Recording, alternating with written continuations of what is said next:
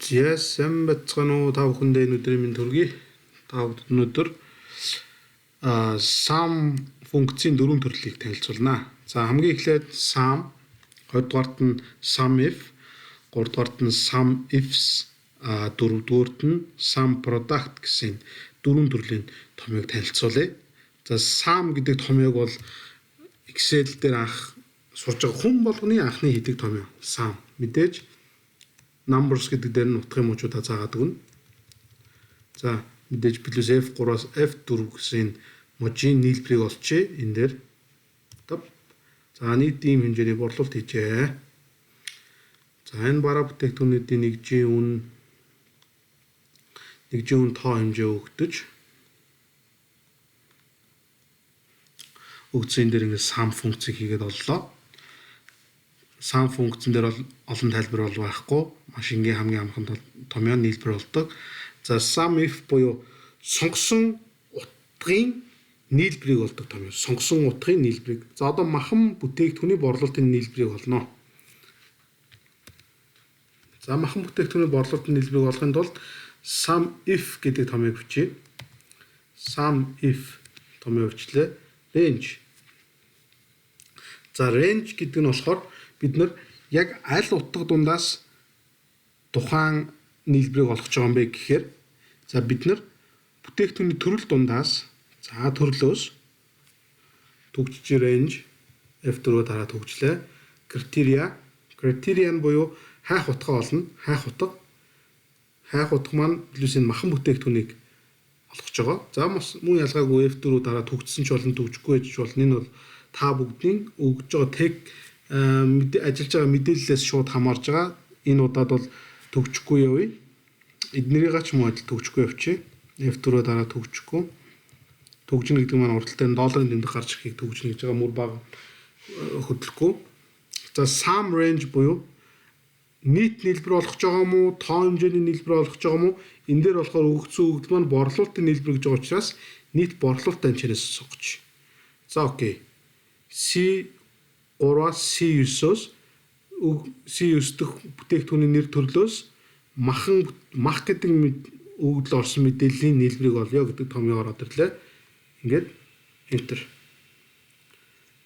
За энийгээ бүгдээрээ жоохон янзалчих. За нийтдээ 40,375 төгрөгийн юу байна?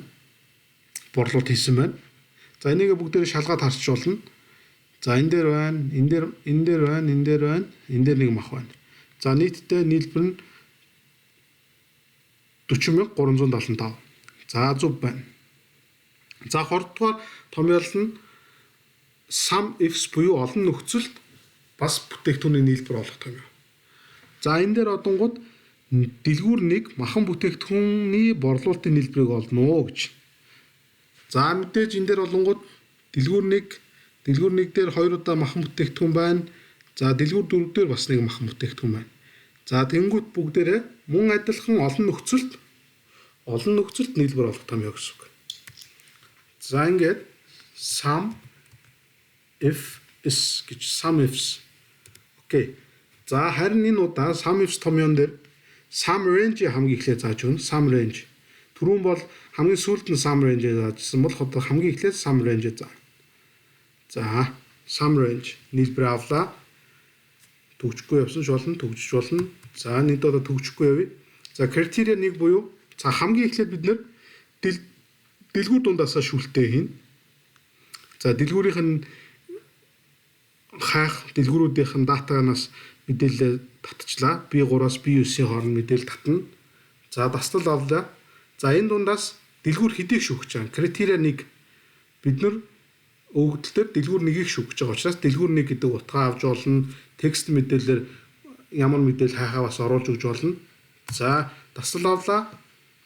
Дараа нь за дэлгүүрүүд дундаас махан бүтээгдэхүүнүүдээ сонгоно. Махан бүтээгдэхүүн хайж байгаа учраас махан бүтээгдэхүүнүүдээ сонгоод өгнө. За тэгээд criteria 2 дээр мах гэдгээ сонгоод өгөхөд нийт нийлбэр маань гараад ирлээ. За тэнгууд дэлгүүр 1 махан бүтээгдэхүүний борлуулалтын нийлбэрийг олгосон учраас дэлгүүр 1-ээс махан бүтээгдэхүүн 2 байгаа. Нийт нийлбэр 29,375. За энэ дээр мөн адил 29,375. За ингээд some ifs гэдэг томьёо бол маш энгийн ерөөсө хоошоогоо үргэлжлүүлээд хитэн ч нөхцлөөр энийг шүүж болно. Критерия 3, 4, 5, 6 гэдэг ингээд үргэлжлээ яваад байж болно. Some if гэдэг энэ бол яваад ах бүрэн боломжтой томьёо шүү. Энэ бол зөвхөн хоёр мэдээлэлээр хязгаарлахгүй маш олон нөхцлөөр хайж болно. За дөрөвдүгээрт нь some product буюу өгөгдсөн мэдээллийн тоо хэмжээ нэгжийн үн хоёрыг шууд үржүүлээд энэ дүнтэй таарж явах ёстой. Энэ томьёолыг зааж өгье. Өгдсөн харалтай хоёр утганы мэдээллийг хооронд нь үржүүлээд нийлбэрийг олдог. Энэ хоёрыг үржүүлээд, энэ хоёрыг үржүүлээд хооронд нэмээд, энэ хоёрыг үржүүлээд хооронд нэмээд, энэний үржүүрийг, энэ хоёрын үржүүрийг, энэ хоёрын үржүүртэй нэмээд гих мэтлэнгээр ингэж яваад бүтээгдэхүүнүүдийн нийт нийлбэрийг олдог томьёо гэсэн үг. Some product гэдэг энэ томьёо.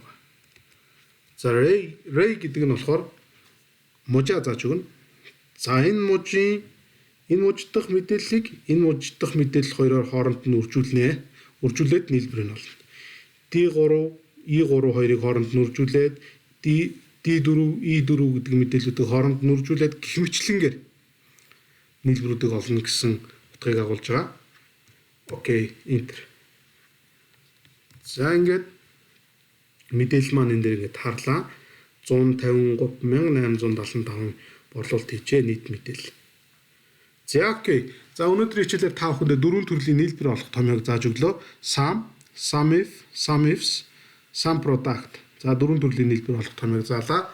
За та бүгдийн ажилд амжилт хүсье. Өнөөдрийн хичээлүүгээр дуслаа. Манай хичээл та бүхэнд таалагдсан бол subscribe дараарай, найз нартай share хийгээрэй.